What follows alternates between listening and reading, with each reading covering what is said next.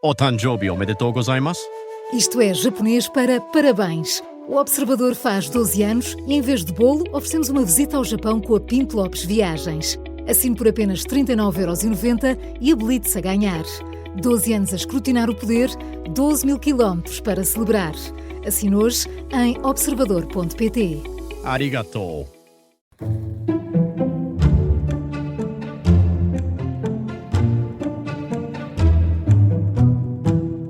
Bem-vindos de regresso a E o Resto é Ciência, o nosso programa semanal sobre temas da ciência. Eu sou o José Manuel Fernandes, comigo está o Miguel Miranda, geofísico, académico, e que nos vai ajudar hoje a perceber algo que, à primeira vista, se calhar nunca nos interrogámos sobre isso, mas que não deixa de ter a sua complexidade. Isto é, como é que nós... seres humanos, há muito tempo, há muitos séculos, há milénios, que conseguimos acumular umas sobre as outras pedras em formas que parecem desafiar o equilíbrio, desafiar a gravidade e olhar para o céu, olhar muito para cima.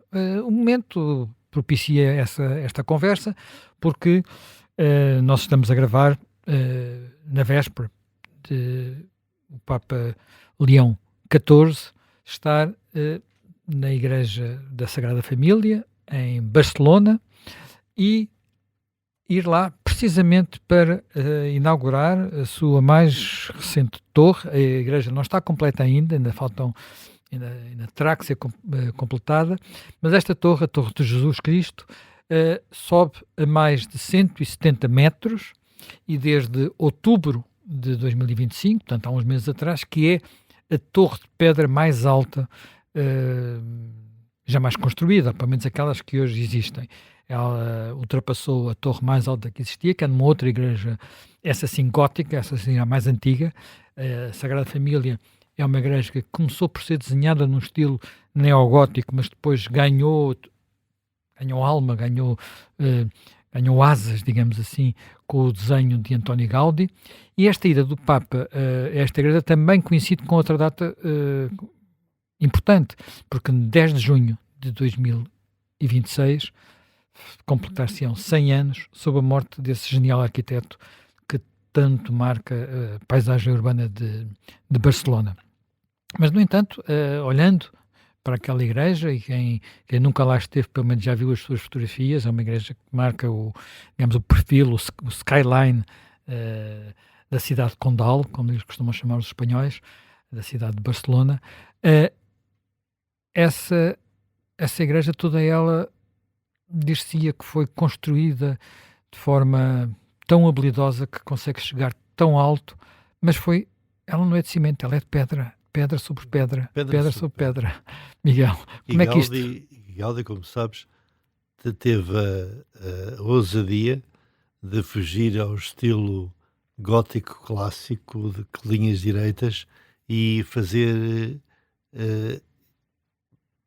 caracterizar a sua obra-prima, porque ele sempre considerou a Sagrada Família como a obra da sua vida. Ele, aliás, nos últimos anos da sua vida viveu no próprio edifício, mas ele espelha formas que são formas da natureza, como favos de mel, como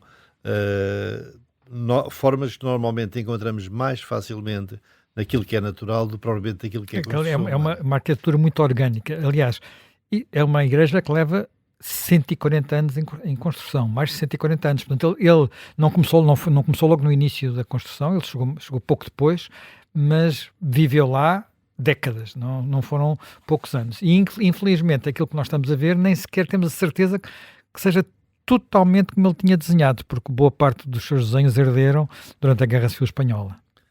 Seja como seja, temos uma obra-prima que reivindica o título da catedral mais alta alguma vez construída, pedra sobre pedra. O que é que quer dizer pedra sobre pedra?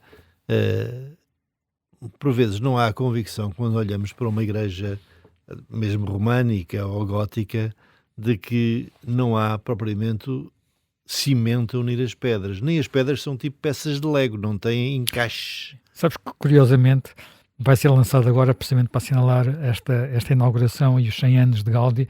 A Lego vai lançar uma construção com a Sagrada Família.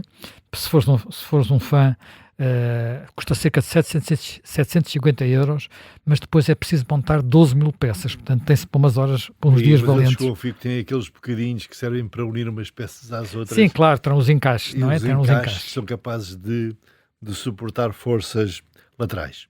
E é isso que é importante perceber-se. Existem construções muito grandes do passado. Eu diria, uma delas mais conhecida é o Panteão de Roma, que tem uma nave sem colunas muito, muito, muito extensa. Existe a Santa Sofia, não é? em Istambul, que são tudo obras-primas da engenharia. Nós chamamos de arquitetura, mas aquilo é um misto de arquitetura e engenharia. E o Domo de Florença, que também no seu tempo foi um desafio tremendo. O grande desafio que sempre houve no passado foi como aguentar um teto, não é? Se vocês sabem que alguns tetos de edifícios muito antigos eram de madeira e desapareceram, mas na verdade, para aguentar um teto que fosse pesado, de pedra, era preciso colunas sucessivas, colunatas, que fazem que muitos edifícios da Grécia Clássica são conhecidos exatamente pelas suas... Da Grécia Clássica, se formos do Egito também, encontramos isso em Karnak, por exemplo, nos templos de Karnak. Encontramos isso em muitas outras, quer dizer, em outras construções, até aqui mais próximo de outras arquiteturas. Até no Uzbequistão. Até no Uzbequistão, ou aqui ao lado, em Córdoba, a Mesquita de Córdoba. Exatamente. A Mesquita de Córdoba já tem um bocadinho de mistura de alguns elementos. Sim, já tem, porque já há elementos... Enfim. Exatamente, que já são próximos da arquitetura gótica. Mas no essencial, qual é que é o problema? É quando nós pomos uma construção que tem apenas pedra sobre pedra, nós temos que garantir que, apesar da sua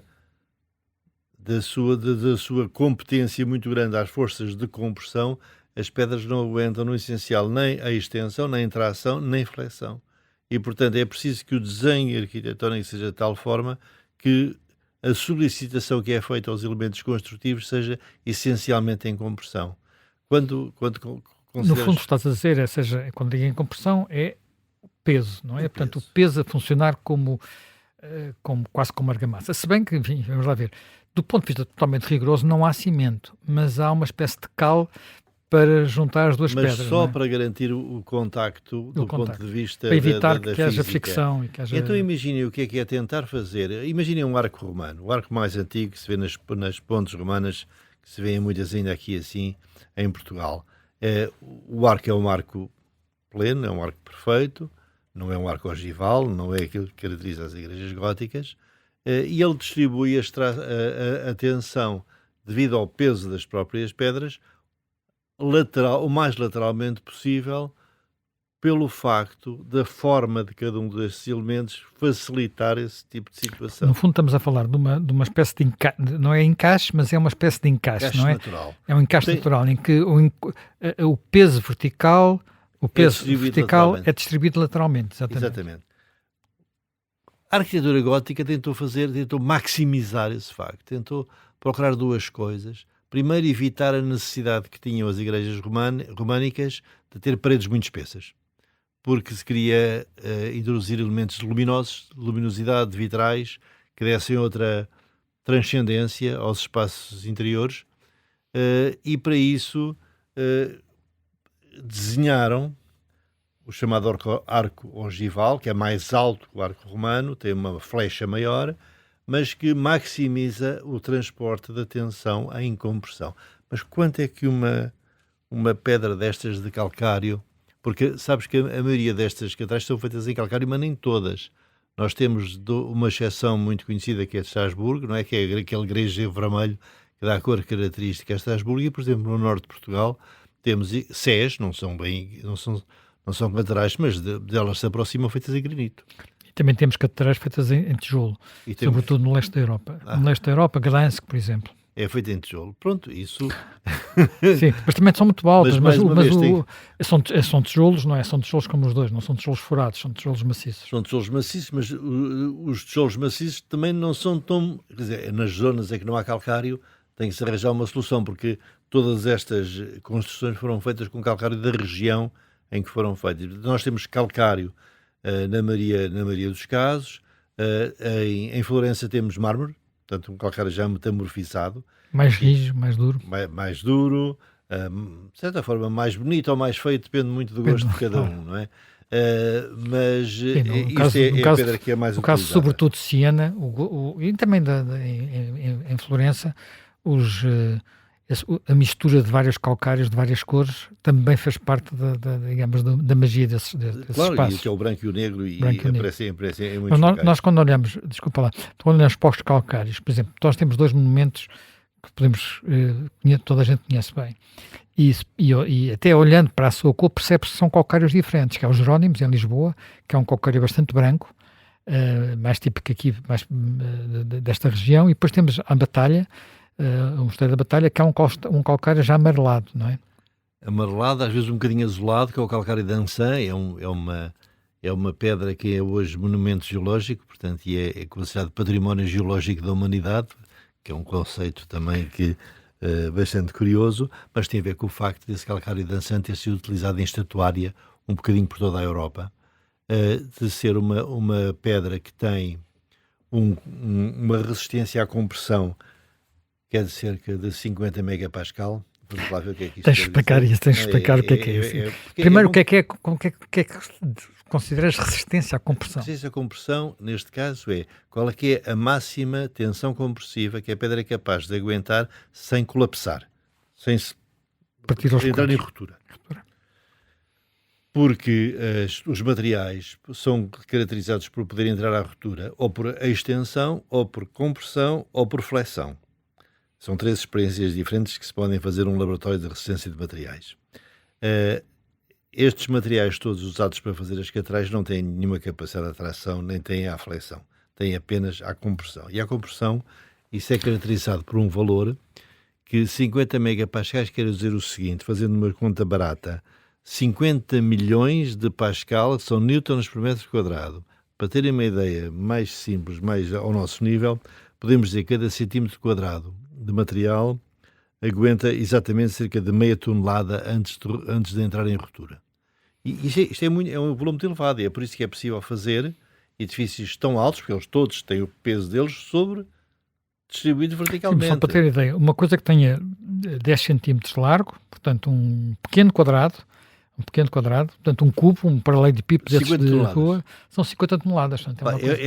É por isso que foi possível desenhar na Idade Média, nos séculos XIII, XIV, edifícios tão altos e tão esbeltos. Porque mesmo quando os comparamos com os edifícios históricos, como o Panteão, são edifícios que têm na parte de base, na parte mais em baixo, áreas muitíssimo maiores e paredes muitíssimo mais espessas. As catedrais góticas são caracterizadas são esbeltas, são altas, são elegantes e transmitem exatamente aquela ideia de chegar ao céu.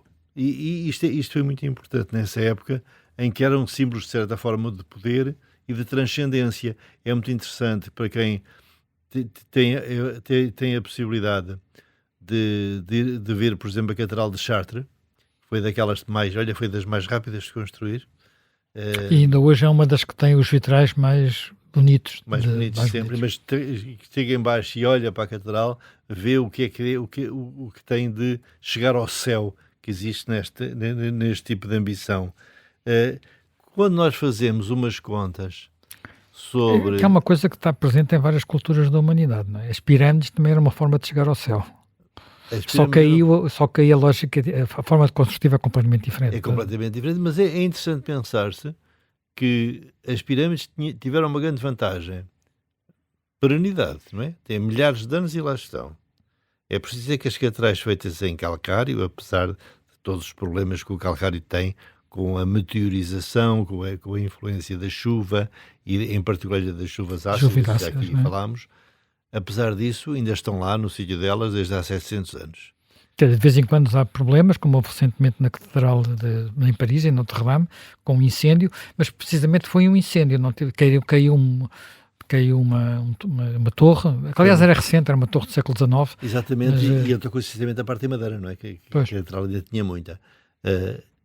Quando nós vemos um edifício destes tão bramado, feito com toda a tecnologia atual, ao fim de 60, 70 anos, se não for bem recaustado, terá grandes dificuldades em permanecer. Vamos falar um bocadinho melhor do botão, porque eu gostava depois de voltarmos ao falamos tema, sobre isso. designadamente da famosa cúpula do Panteão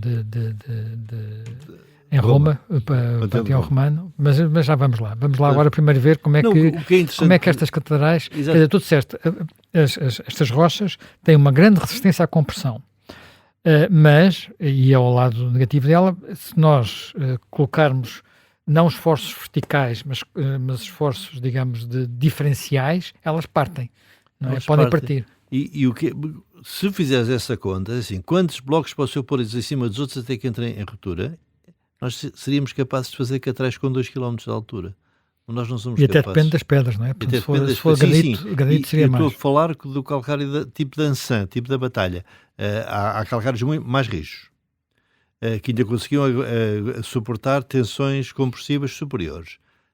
Mas nós não somos capazes de fazer cabente catedrais dessa altura, não por causa da compressão, mas por quem já fez aqueles jogos de blocos de madeira sabe que eles normalmente, quando se começam a subir muito, eles não caem à compressão, eles caem à curvatura, eles curvam e portanto desfazem-se porque entram em colapso, em curvatura. Nós estamos muito habituados a dizer palavras em inglês parvas sobre este assunto, que é buckling, mas agora vamos tentar evitar isso. Mas é por isso que apareceram os arcos botantes. Os arcos botantes e os contrafortes aparecem exatamente para impedir este movimento de colapso à curvatura. Quer dizer, mas repara, nós agora voltando ao tema, a pressão é feita, por exemplo, no caso de um arco, não é? Nós temos uma pressão que é vertical, mas que depois que é distribuída lateralmente. Portanto, ao distribuir lateralmente, podíamos, por assim dizer, fazer aquela coisa e aquilo ia abrindo, não é? Portanto, a curvatura ia abrindo. É para impedir que ela abra. Que é a tal curvatura. E, portanto, para impedir que ela abra, apareceram os arcos botantes. E os arcos botantes, que de certa forma preenchem mais o espaço exterior, têm como uma grande vantagem libertar o espaço interior para aquilo que é a emissão da catedral.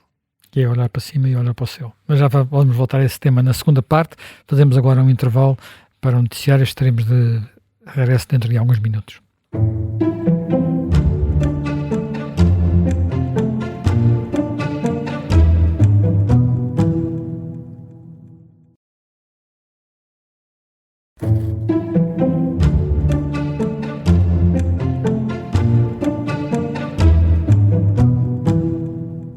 Estamos de regresso e o resto é ciência.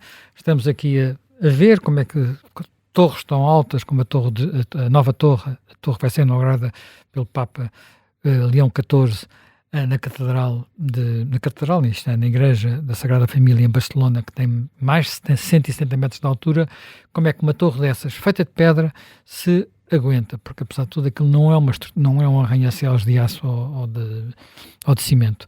Miguel, estavas a explicar como é que os arcos botantes, mas não só, ajudaram a distribuir o peso de forma a que aquilo que basicamente são forças verticais, forças de compressão, não fizessem desabar as construções. Vamos lá ver, apesar do arco ogival ter uma flecha muito grande e, portanto, tentar ter o máximo de distribuir o peso próprio de forma apenas vertical nos seus apoios, a verdade é que também existem forças horizontais, pequenas componentes horizontais que têm que ser suportadas pela estrutura. Os arcos botantes são colocados lateralmente exatamente para impedir esse encurvamento excessivo. Esses arcos libertam muito espaço livre dentro das naves, que permitem igrejas fantásticas, altas, permitem vitrais em grandes quantidades, porque as paredes são libertadas da necessidade de suportar uma parte do esforço.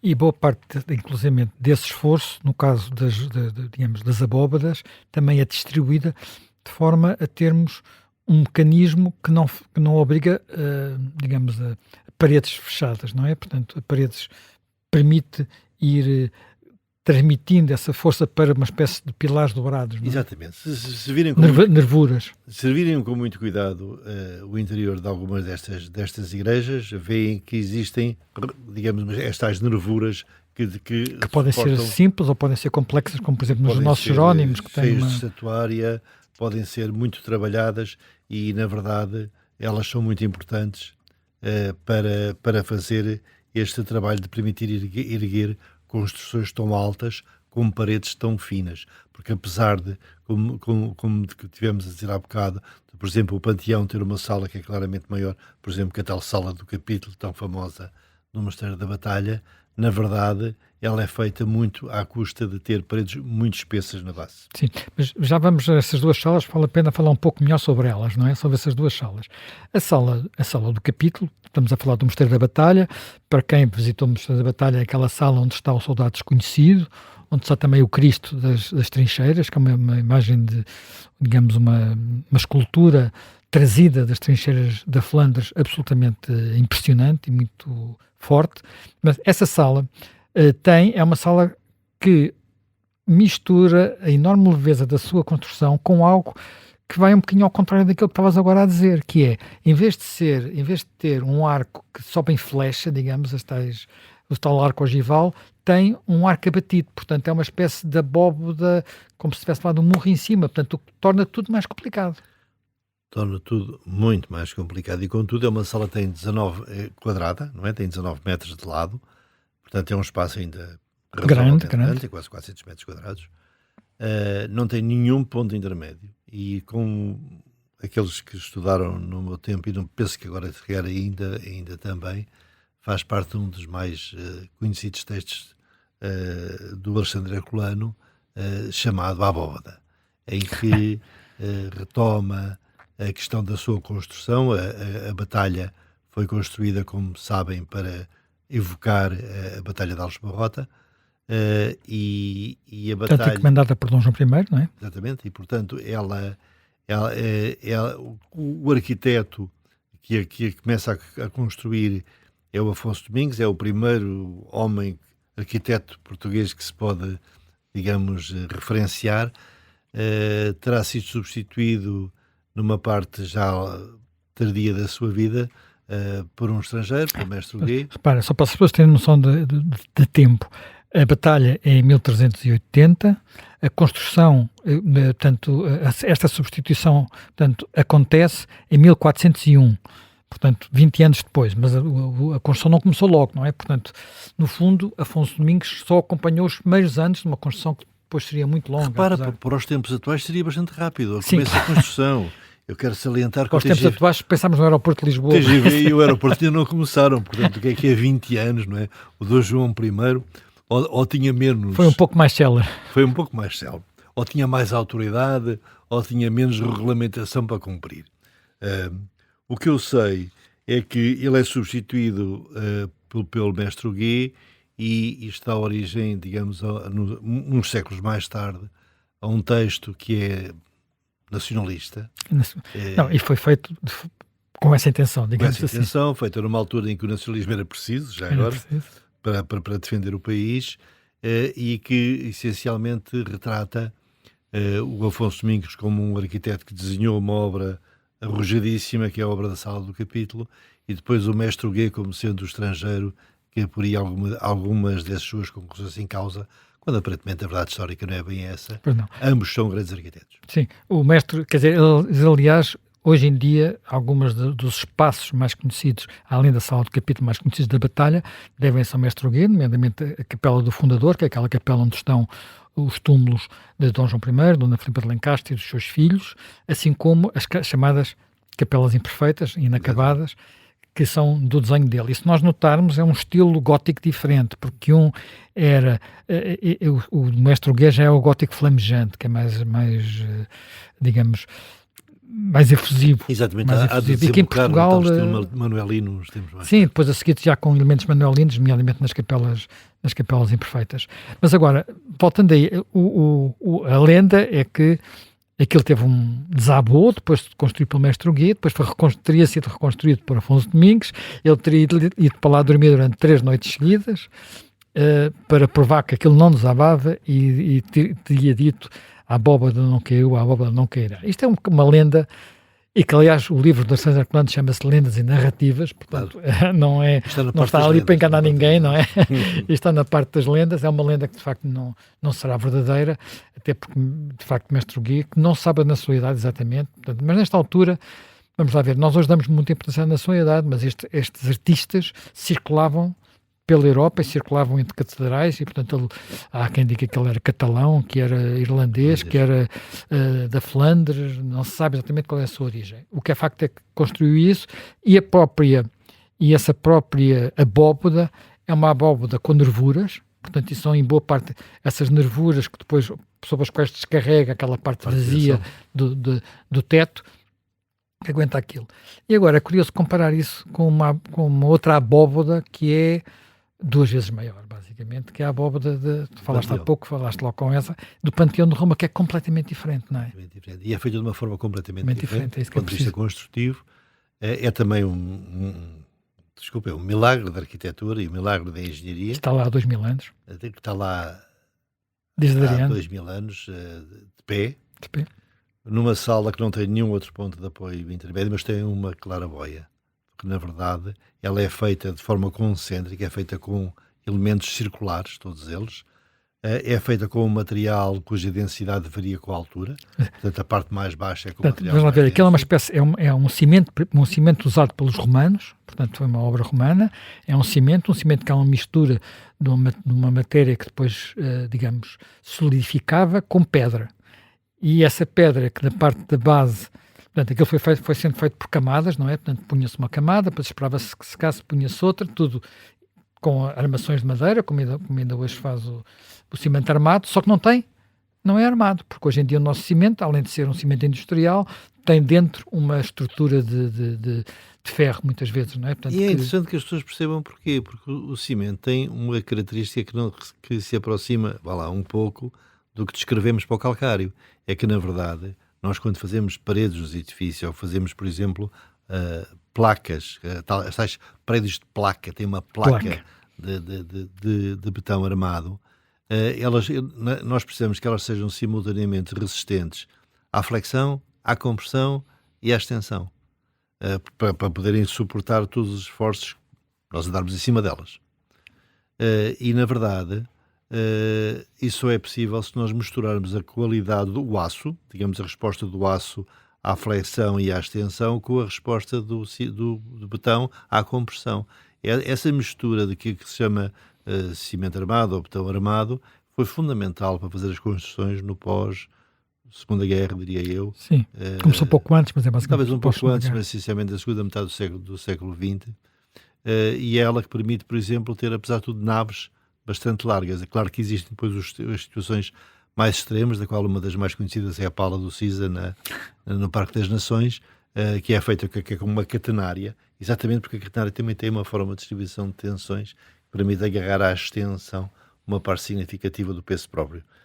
Tudo isto são, digamos, situações que estão entre a arquitetura e a engenharia, por isso é que os engenheiros chamam muitas destas obras de arte, não é?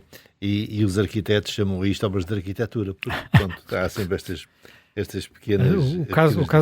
O caso desse Panteão de Roma, estamos a falar de uma sala que em dimensão é muito maior que a do sala do capítulo, tem mais de 40 metros de largura, que só foi superada 1500 anos depois, mas sensivelmente, pelo domo de Florença, mas esse domo de Florença é já em flecha, não é? Portanto, já é em flecha, já tem uma estrutura diferente, mas também tem óculo.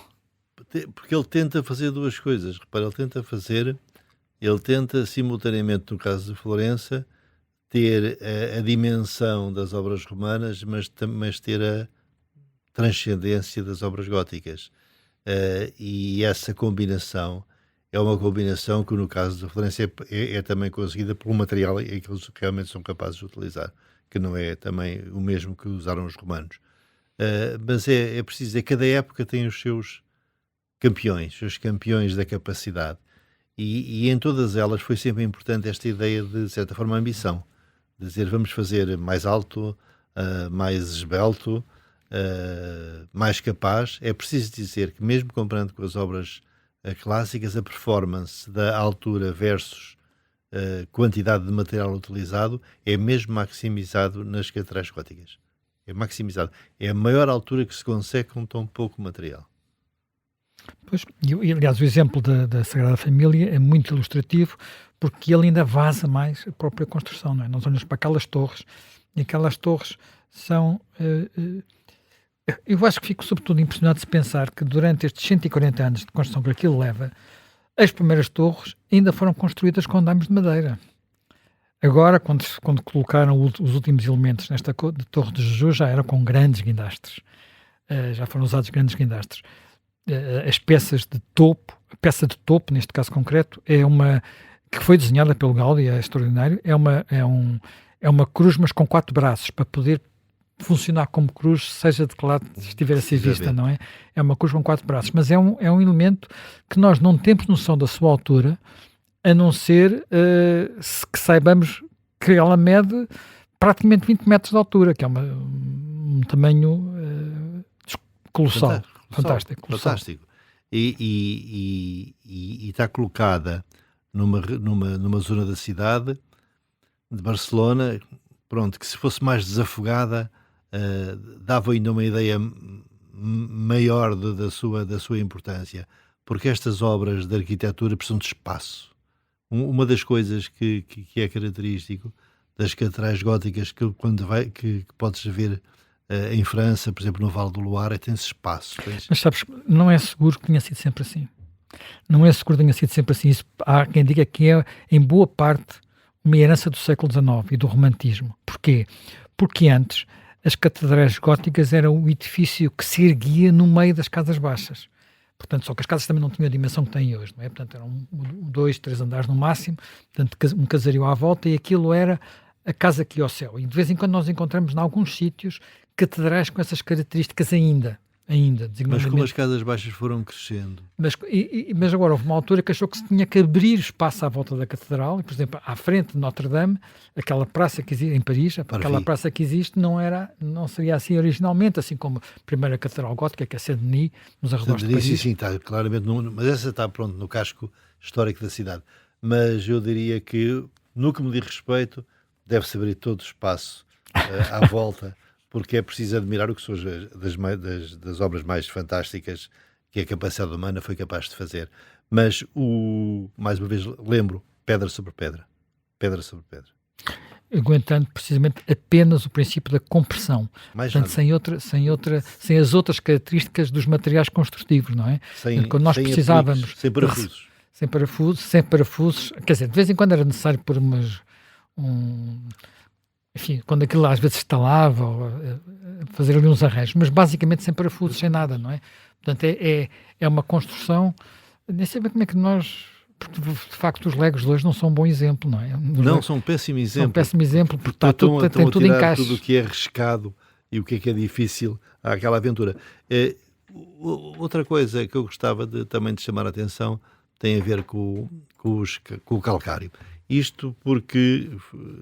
às vezes fazem-me perguntas por alguns jovens que ouvem estas nossas conversas sobre porque é que os calcários de Lisboa têm tantos fósseis. Uma pergunta que me foi feita diretamente. Porque quando se vai ali, por exemplo, ao pé do pavilhão de Ciência Viva, que tem feito com calcário aqui da região, em qualquer placa de calcário se vê fósseis, serão muitos deles com mais de 100 milhões de anos. E é interessante pensar-se que o calcário de Ançã, o calcário que foi explorado na pedreira para fazer o Mosteiro da Batalha, tem qualquer coisa como 140 a 150 milhões de anos. E é um calcário biogénico.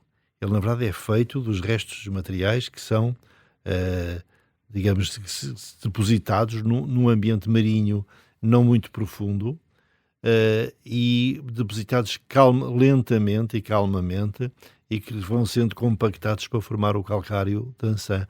É um calcário que é muito rico em fósseis da Idade Jurássica, e é interessante pensar que quando esse calcário estava a ser feito, o calcário que viria depois a ser utilizado para fazer a batalha, era na mesma altura em que os dinossauros percorriam a zona oeste de Portugal.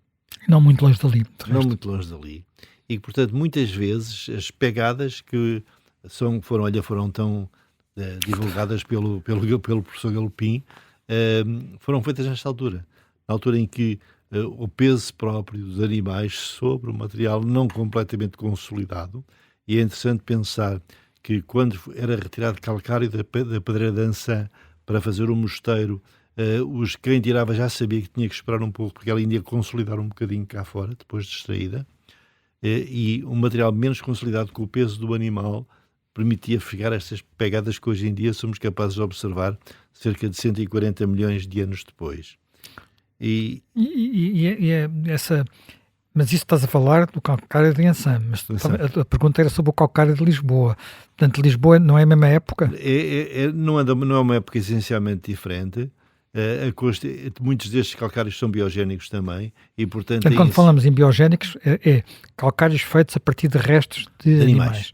Portanto, quando estamos a falar de restos de animais, estamos a falar de tudo o que são materiais orgânicos, não só apenas as conchas, que é talvez aquilo que se preserva melhor, mas também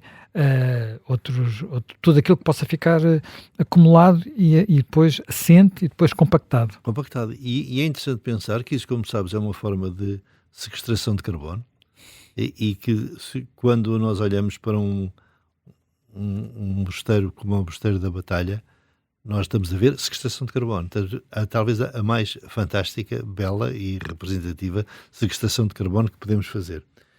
E pensar que tudo isto é um processo que exigiu conhecimento da geologia da região, senão não se sabia fazer isso. Exploração numa pedreira, que hoje em dia seria impossível, diria eu, não é? Hoje em dia é praticamente impossível abrir novas pedreiras, portanto não podemos fazer novos mosteiros da batalha. Não, mas há muitas pedreiras ainda em exploração, não é? Como sabemos. Ainda há algumas que estão em exploração, têm-se mantido. E pensar-se que o Mosteiro da Batalha está razoavelmente perto de Lisboa, não é? Está a 120 km de Lisboa, está a 35 km de Leiria, que provavelmente alguns dos que nos estão a ouvir ainda não foram lá. Pelas descrições que o Zé Manel fez da parte do seu interior, penso que há todas as razões para ir. Há razões para ir, para dedicar algum tempo, ficar lá a apreciar, voltar lá outra vez, perceber o papel que teve na história, perceber porque é que ali ao lado está tudo contestável, que é uma coisa relativamente recente. Sim. Eu não sei se tu te lembras, provavelmente é uma das memórias que eu tenho, das primeiras memórias que eu tenho da minha juventude, é que mesmo a batalha, ao princípio, nós não tínhamos aquela visão despejada e limpa do monumento. Portanto, a Estrada Nacional número 1, que existia ali antes de existir, enfim, as autoridades, ainda hoje existe, sim, não passava exatamente em frente à batalha. A batalha estava numa cove, e nós acedíamos por uma estrada estreitinha e víamos a batalha ao fundo, e só para aí final dos anos 60 ou princípios dos anos 70 é que se construiu a estrada que atualmente passa em frente, que mesmo assim é polémica, não devia lá estar, mas isso abriu aquele espaço para nós vermos a batalha toda. O tal espaço à volta que precisamos para ver as obras de arte.